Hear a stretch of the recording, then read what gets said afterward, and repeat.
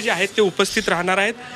मोठ्या रंगतदार अवस्थेत मावळची ही निवडणूक जी आहे आलेली आहे। नेमका कशाच्या आधारावर विजय मिळेल जाणून घेऊया। आपल्याबरोबर स्वतः संजोग वागेरे पाटील आहेत। काय सांगाल, विरोधक जे आहेत श्रीरंग बारणे महायुतीचे उमेदवार, त्यांना विश्वास आहे की तिसऱ्या वेळेसही ते निवडून येतील।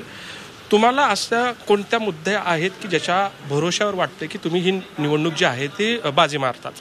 तुम्ही जर बघितलं 10 वर्षापूर्वी या मतदारसंघातले जे प्रश्न आहेत तेच प्रश्न आजही जैसे ते आहे।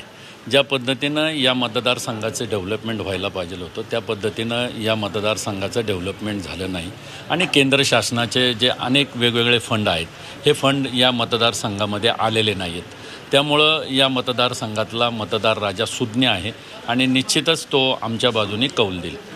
खरं तर विरोधी उमेदवार जे आहेत ते स्वतःही प्रचंड श्रीमंत आहेत। त्यांची आकडेवारी पाहिली तर ते लक्षात येतं। अमृत नोनी गॅस्ट्रिन, अपचन, ऍसिडिटी, गॅस्ट्रबल ह्यापैकी तुम्हाला कुठलाही गॅस्ट्रिक प्रॉब्लेम झाला, उपाय एकच, अमृत नोनी गॅस्ट्रिन।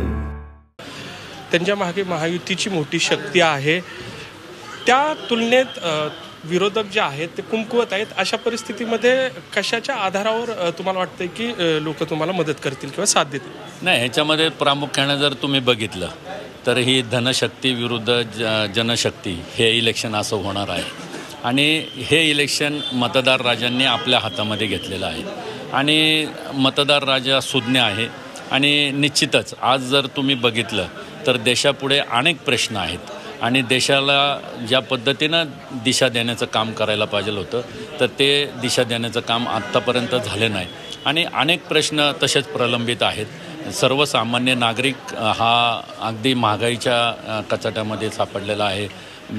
बेरोजगारांना रोजगार नाही आहेत। आमचे युवक या ठिकाणी वन फिरतात परंतु त्यांच्या हाताला काम नाही।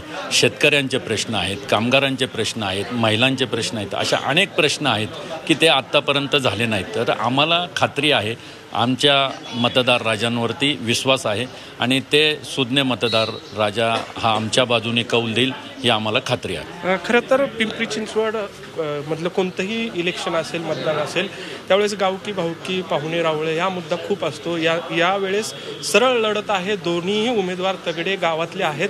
काय परिणाम होईल असं वाटतं तुम्हाला गावकी भाऊकीचा?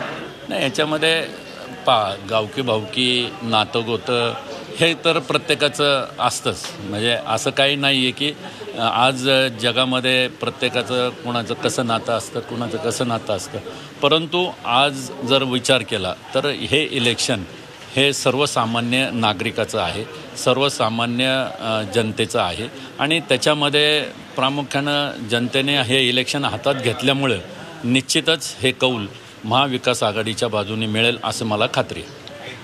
एकंदरीतच आपण पाहू शकतो की जनशक्ती विरुद्ध धनशक्ती अशी ही लढाई आहे आणि विजय आपलाच होईल अशी भावना संजोग वागेरे पाटील यांनी व्यक्त केली आहे। व्हिडिओ जर्नलिस्ट नितीन सांडबोरसह कैलासपुरी, झी मीडिया, पिंपरी चिंचवड।